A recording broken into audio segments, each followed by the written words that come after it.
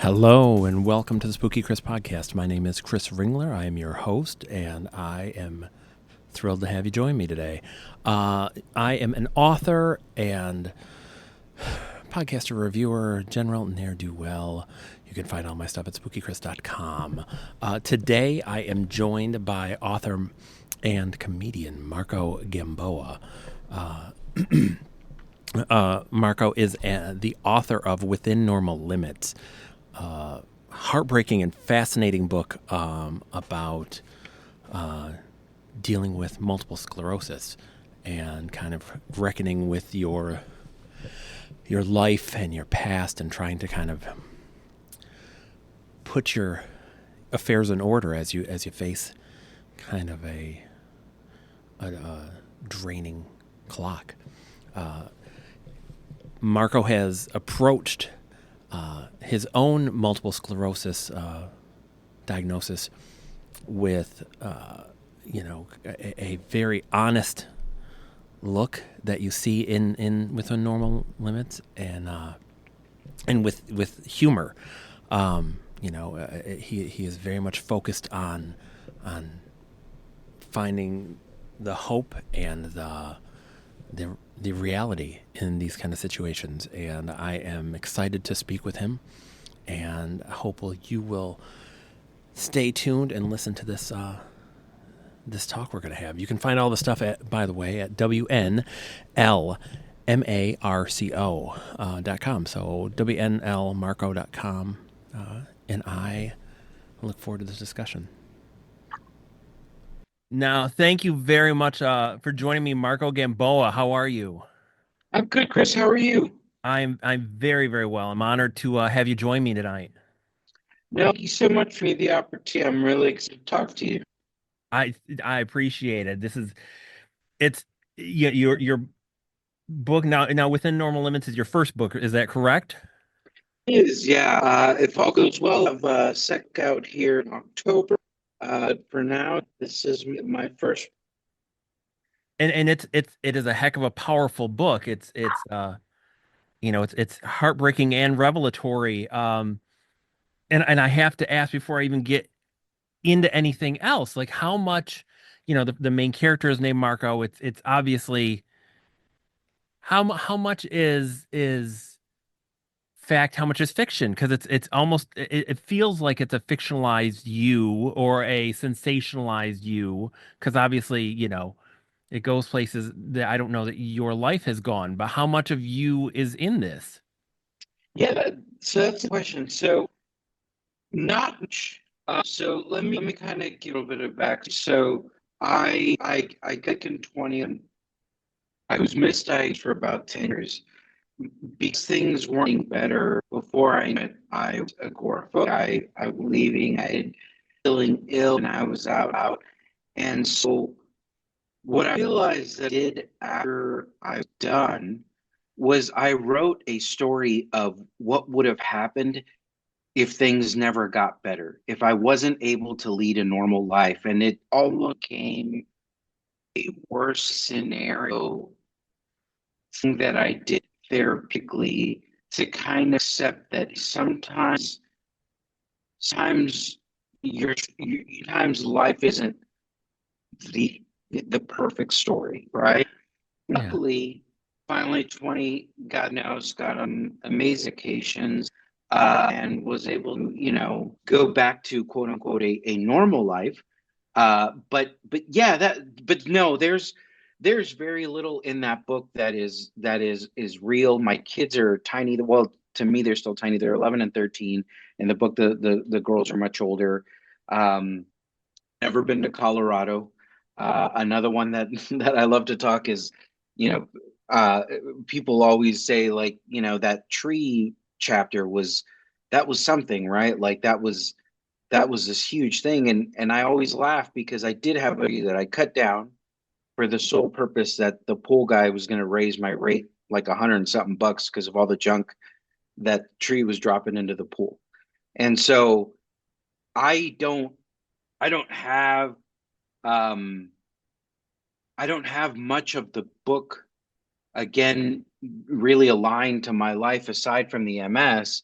it was more just thinking just nightmare scenarios, right? Like I don't know, Chris, if you ever, dealt with anxiety or, anything like that, but or folks around you, but sometimes you just picture the absolute worst. And I think what I wanted to do was to put it on paper, imagine it, and be okay with it.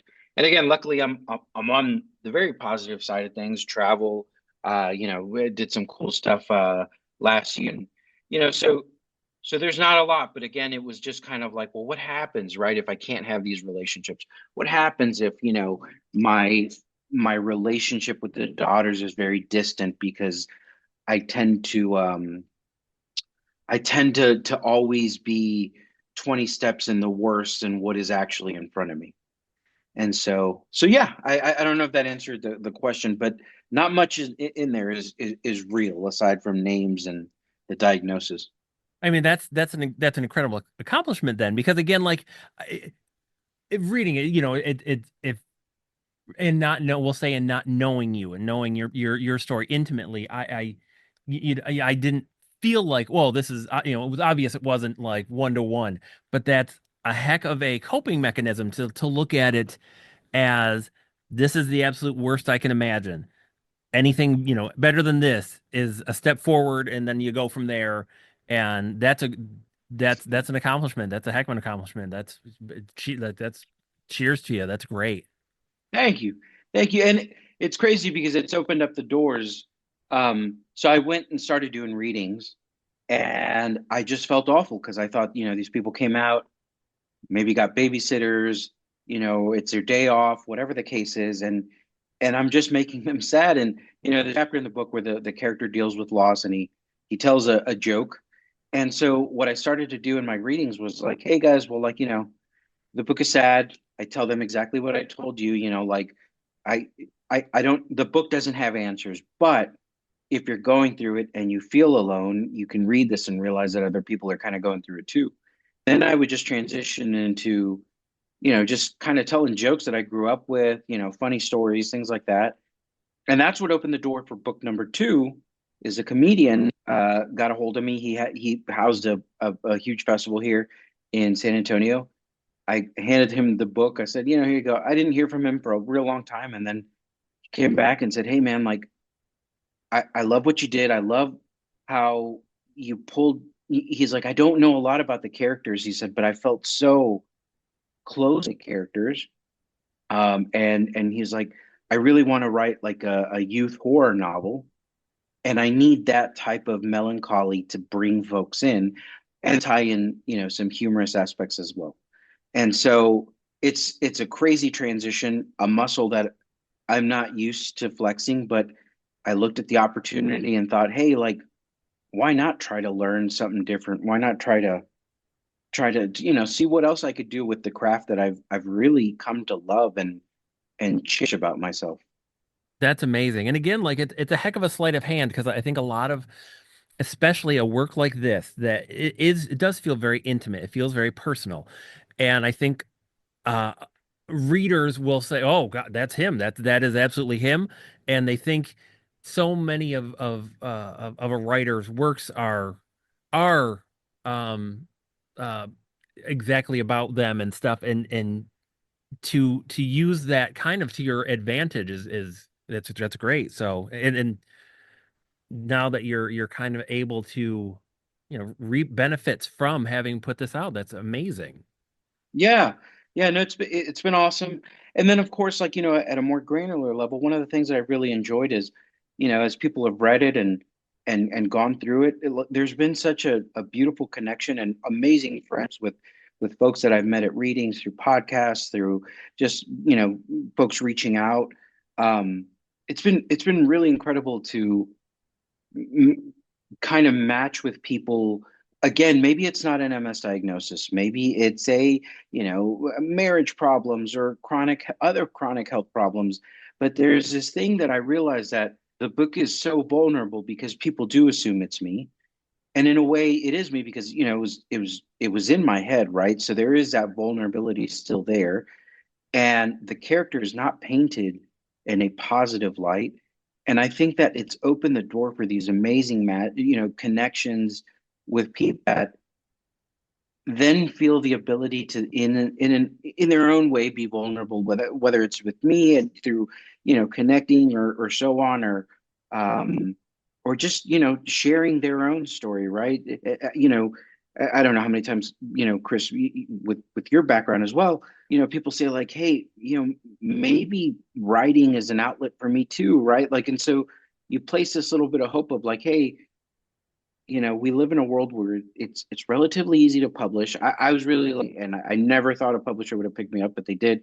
But I was fully prepared to say, like, hey, we live in a world where it's so easy to kind of do this on your own that you could still put your art out there and still have a really positive experience with connecting with some folks.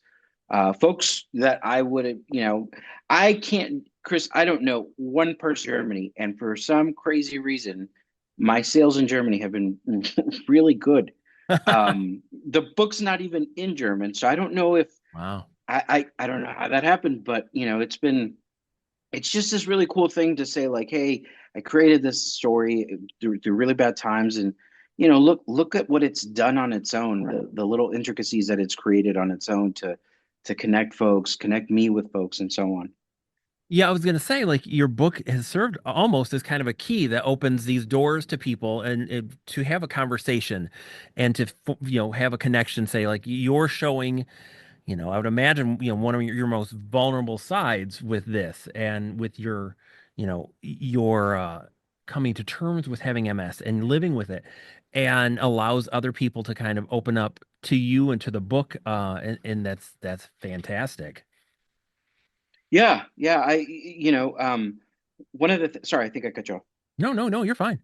Oh, one of the things that I've also really enjoyed is the way that the book was originally created. So the original intent of the book was I figured I'm not going to get better. I'm going to write this and I'll gift it to my to just to my kids, right? And they'll be like, maybe dad didn't lead a normal life, but he made us this, right? This happened this time when he wasn't working or whatever the case was. Um and originally what I wanted to do was I depicted emotions, right? Loneliness, hope, fear, you know, whatever the emotion was. My thought was is I'm going to write a short story where the emotion should really be the central character, and then the characters, the dialogue, the situation is just kind of like the colors to paint that emotion. And one of the things that really blew me away is once I had editors kind of look at this and say, "Hey man, if you rearrange this, it's a book. You have a novel piece, a progression. There's these different kind of connectivity points between each story that would read it." And so one of the things that I've loved now going back, I actually just reread it during the holiday break and realized like, man, this is so different than what I had originally, um, even in not only from an intent perspective, but from like an overarching theme. I never thought, oh man, this is going to be a novel. And so that was something that I really, again, from a therapeutic perspective, I went back and realized, man, this book started kind of like a diary, a fake diary, but it started almost like a diary. And then originally the book was written in first person, and I realized like, hey, this is such this isn't really when you're looking at any disease or any struggle, it's so easy to look at it from a first person perspective and kind of just, I hope this doesn't come off wrong. A lot of times when I read these in a first person, sometimes you get that victimhood kind of mentality. And I Okay, yeah. thought, you know what?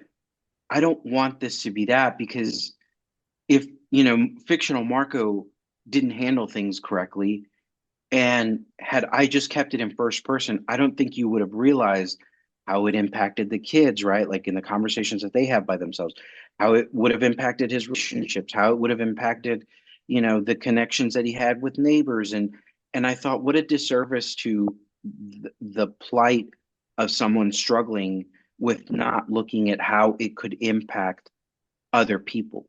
Um, and so that was one of those things too where it's such a unique take when you look back at what it originally was, that I kind of fell in love with it more reading it again, and unfortunately catching typos left and right, but it was still one of those things that when I look back and think of those times, and it's such a powerful thing, and you know I hope people realize, whether it's writing or whatever the case is, I feel like creativity can be such a powerful um medicine, or coping mechanism, whatever the case is, to really kind of help you deal with what's in your head, right? What you're dealing with alone, without someone sometimes being able to intervene and kind of like, oh no, you're going to be okay, or whatever the case is, right?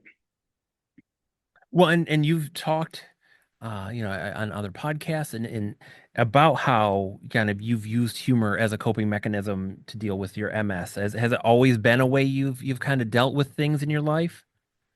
Yeah, absolutely. It's two things. I come from a very vulgar, hilarious family. The joke that you read in the book, that is real. My great grandmother taught me that joke when I was probably like in third grade. Um, but at the same time, I had, just like many, many other people, I had a really, really rough upbringing. And one of the things that I realized is I was able to neutralize a situation with humor. And so I think it's also a little bit of a tool that I have whenever there seems to be that tension in the room, or just some sort of like, hey, something feels off. You kind of there's something about self-deprecation and just jokes, and the vulnerability of like people thinking like, man, he said it, and there's a good chance no one was going to laugh, and so like I said, on the plus side, it's been an awesome way, because I feel like it helps me kind of face my fears. I feel like when you laugh, you kind of laugh at the fear.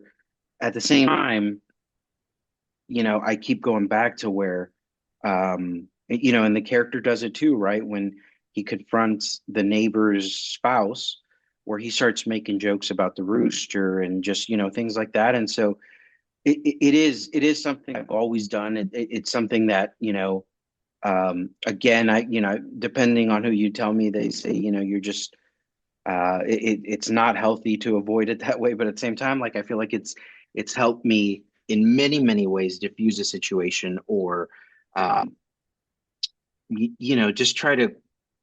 just kind of try to like, hey, let's reset, move on, and so on. Now, do you ever kind of, especially having reread the book recently, do you look at it kind of how you may have written it now? Like, having a little more experience as an author and knowing kind of, where you are on your journey right now, can you see how you may have written things differently? Or, and again, not to say that you dislike how it is today, but can you see what, ways that you might have changed things? Oh yeah, absolutely. Now, so here's a fun thing. So I've worked in, not specifically as a coder, but I've worked, kind of managing the work that coders do for a really long time. And the way that coders release is in iterations, right? And so it's you kind of you have an overarching goal. This is how you're going to achieve the goal, and then at a very granular level, this is kind of what you do to kind of climb that ladder up, to say like, did I hit this mark? Did I do this right? Do I need to go back and revise it?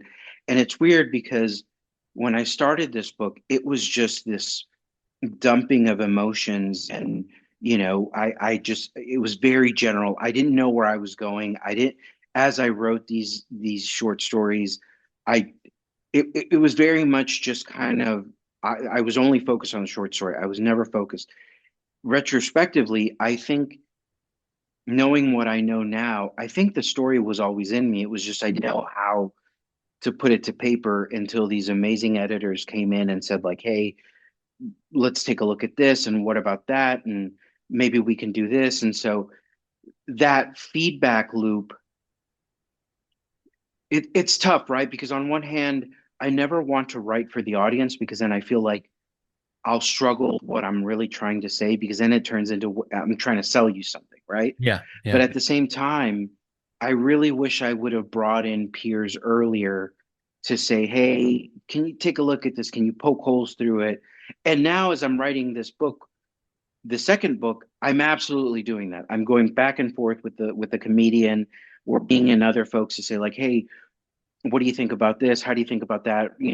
Again, it's a very different thing, right? This is more comedy, this is horror, this is youth oriented. And so I do think that that's the case now where I, so here's something. I was so amazingly lonely when I wrote this book. Whereas now, because I've been able to live through that, I've developed this amazing support system, amazing friendships, very deep connections with family.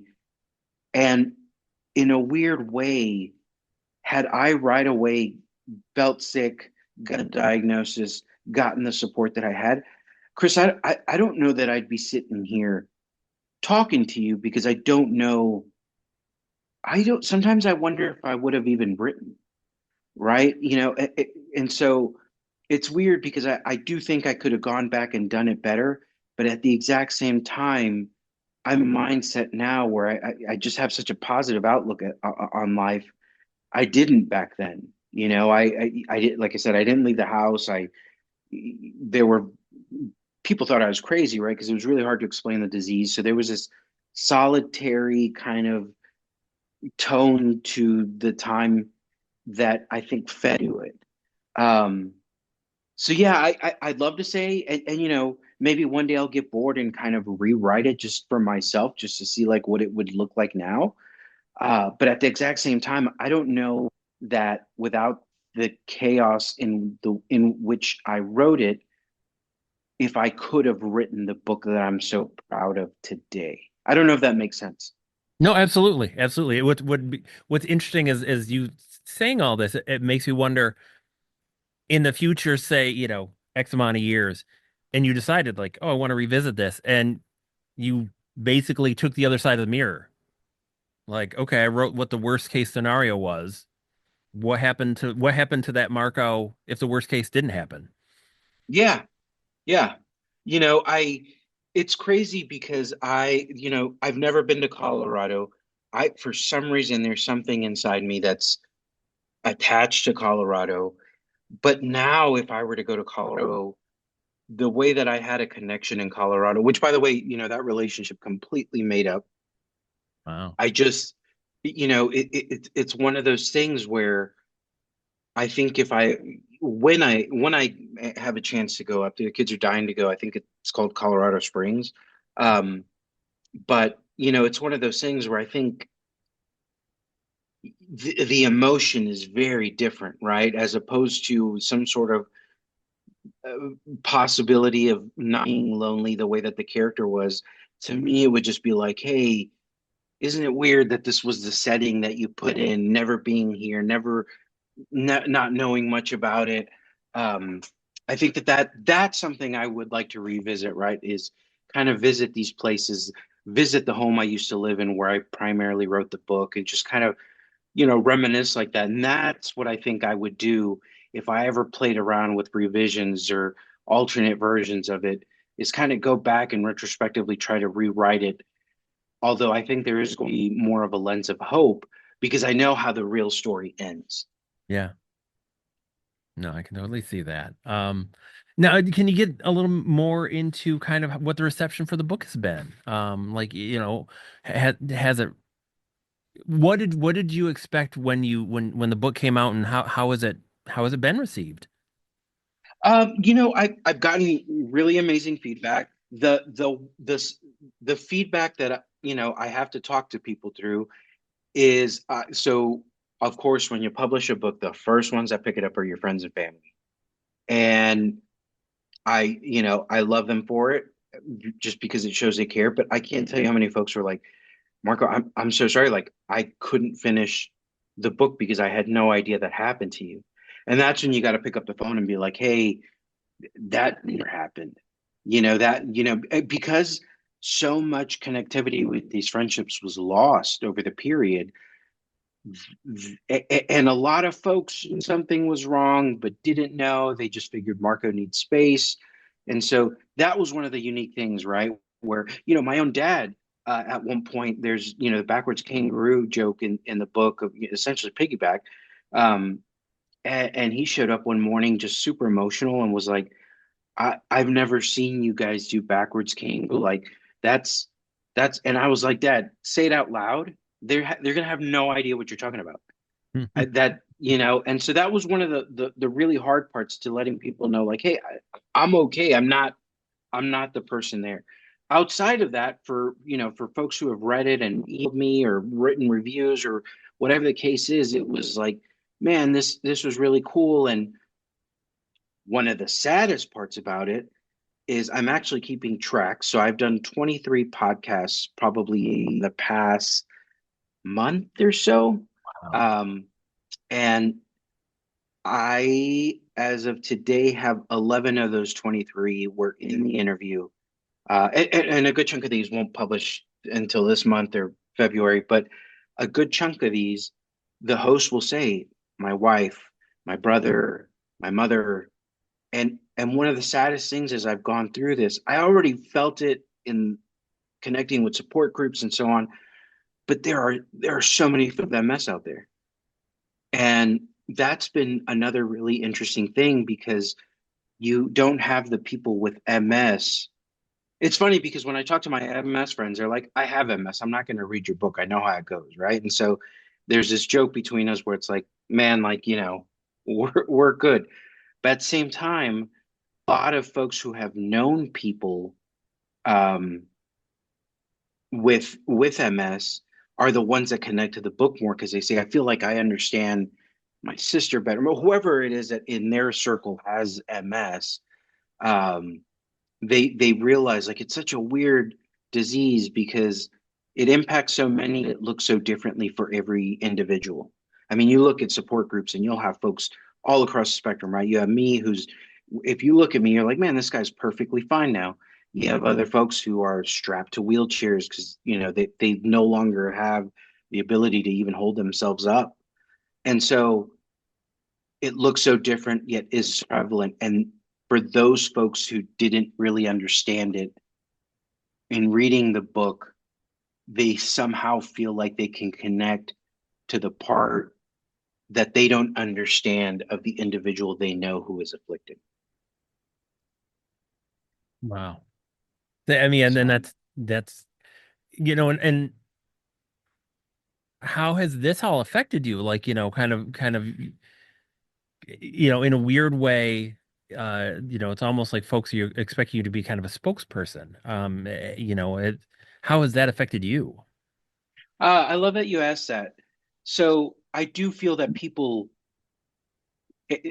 so, and I've said this in a few podcasts, like, listen, I no longer have an affiliation with the MS Society. I used to run groups with them and, that, for folks listening to this, if you know someone and you don't know who to turn to, reach out to me. I still have a lot of friends in the MS Society that I can point you to and help out.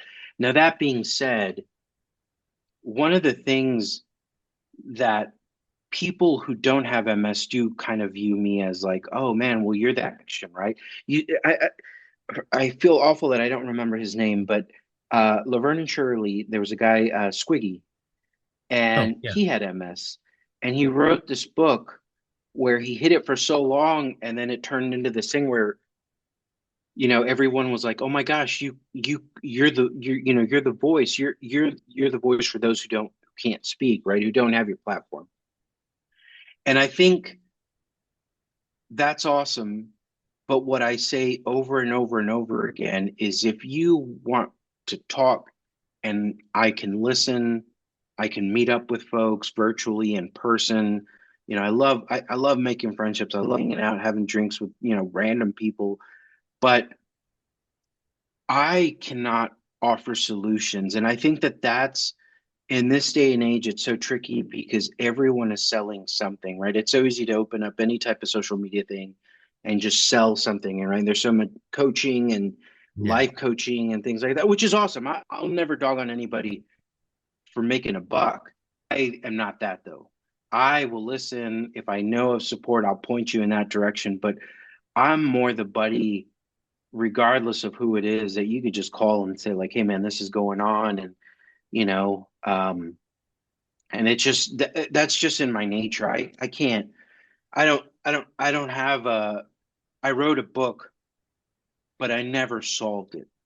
Right. And so it's one of those things where I can offer you support, but I can't offer you solutions. And I think that that's where with that spokesperson that put on the spot of like, you know, what are you going to do? I've had sort of like, well, you need to use your platform for XYZ, and it's just I'm not that. You know, I wrote a book. I have MS, but I am not MS, right? And that's where I kind of have to create a boundary because if I completely identify with the disease, I sometimes feel like I run the struggle of becoming that fictional Marco where I'll constantly be thinking of what the worst case scenario is. I the original title of the book was The Long Goodbye.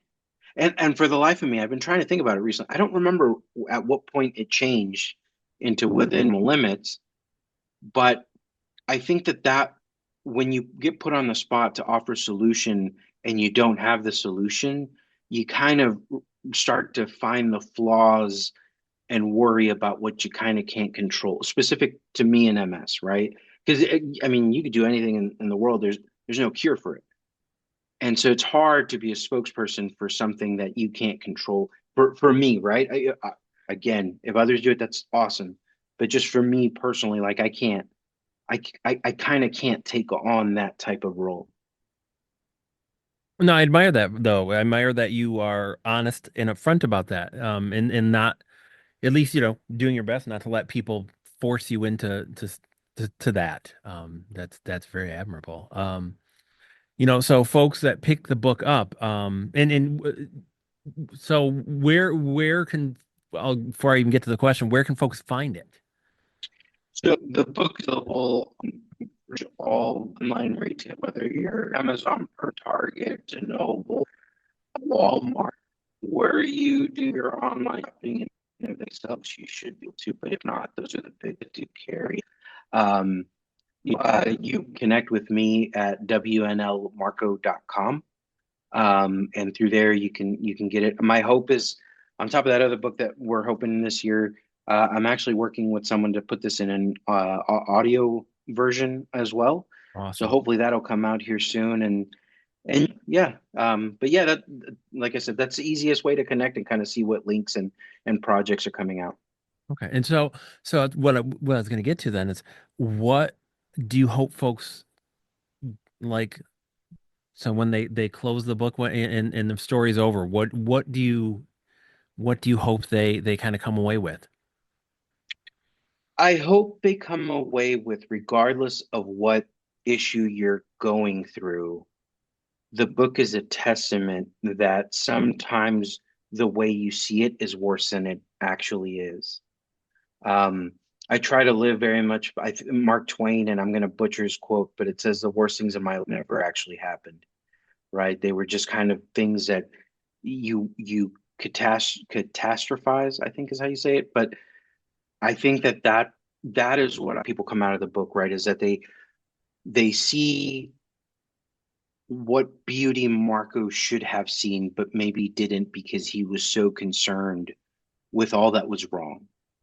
And I hope that in the painting of what I've done with the book, that you attach to those emotions and find a way in and of yourself to kind of draw back and just take it as a story, but also take it as someone who went through it.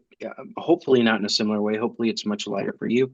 But the common connector, I think, to all of us is that we have some sort of struggle and we want to feel alone in it. Um, but hopefully, opposite to fictional Marco, you find those connections and you really leverage them to kind of find the positive outlook in life. That's fantastic. So, you've talked about what you're currently working on.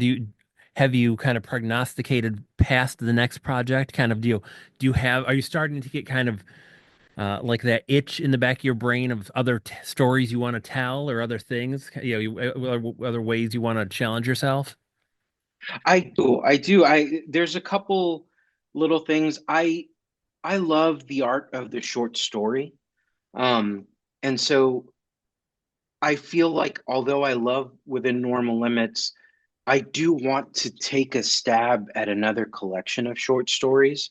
And this time be more mindful. Hey, you really have to separate this so that it's not viewed as a book. Um, I love the idea, Raymond Carver. I love that idea where you can just draw these just intense connections to 5 pages, 6 pages. I know some of his stories are a lot longer, but I love that fantasy of knowing so little but wanting so much, or loving so much of what was painted. Um, and I think that once I finish this horror book, I really think that the last half of 25 and hopefully 26 first half, I can really knock that out. I have a bunch of outlines of what I want to do. Um, but that to me just it's something fun. And I know that's not really the niche nowadays for short stories, but I don't know. Like I said, there's just a love that I have with that that I'd really love to be a part of. That's fantastic. Now, and I cannot thank you enough for finding time to speak with me. How can folks track you down? Can you give your website again?